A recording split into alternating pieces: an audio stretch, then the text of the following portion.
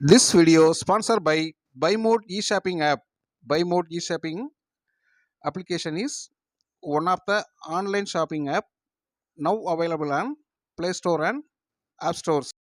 Hello friends, நம்ம வீட்டுக்கு தேவையான காய்கறிகள் மற்றும் மளிகை பொருட்கள் போன்றவற்றை நம்ம பைமோட் ஆப்பில்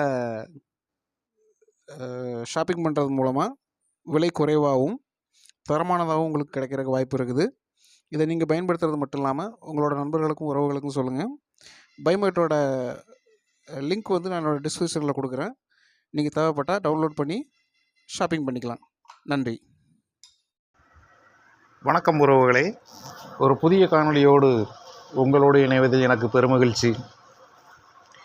இன்று நடந்த குடியரசு தினத்தில் டில்லி கடமை பாதையில் நடக்க உள்ள அணிவகுப்பில் பாதுகாப்புத்துறை சார்பாக இந்திய இராணுவத்தின் பெருமையை பறைசாற்றும் வகையில் பிரளய ஏவுகணை காட்சியகப்படுத்தப்பட உள்ளது. அதன் சிறப்பு மற்றும் திறன்கள் குறித்து நாம் பார்க்கலாம். நாட்டின் 76வது குடியரசு தினம் தலைநகர் டெல்லியில் நாளை விமரிசையாக கொண்டாடப்பட உள்ளது. எனவே குடியரசு தினத்திற்கான அணிவகுப்பு ஒத்திகை நடைபெற்று வருகிறது.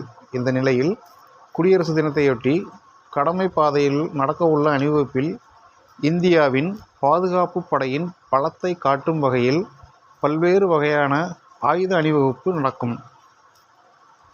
இம்முறை அந்த அணிவகுப்பில் பிரளய ஏவுகணை இடம்பெற உள்ளது.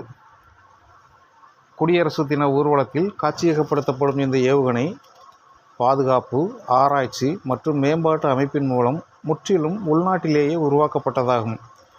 இராணுவம் மற்றும் விமானப்படைக்காக வடிவமைக்கப்பட்ட பிரளய ஏவுகணை இந்தியாவின் முதல் பாலிஸ்டிக் ஏவுகணை.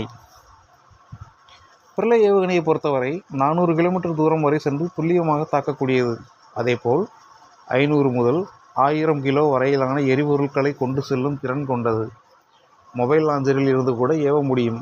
அது மட்டுமல்லாமல் இந்த வகையான ஏவுகணை தாக்க வரும் ஏவுகணையை இடைமறித்து தாக்கி அளிக்கும் வகையில் உருவாக்கப்பட்டுள்ளது. அதேபோல் நடுவானில் குறிப்பிட்ட தூரத்தை எட்டியவுடன் தனது பாதையை மாற்றியமைக்கும் திறனையும் இந்த ஏவுகணை கொண்டுள்ளது. ஏற்கனவே பிரம்மோஸ் மற்றும் பிரஹார் ஏவுகணைகள் இந்தியாவிடம் இருக்கும் நிலையில் பிரளய ஏவுகணை இந்தியாவுக்கு கூடுதல் வலிமையை கொண்டு வந்துள்ளது.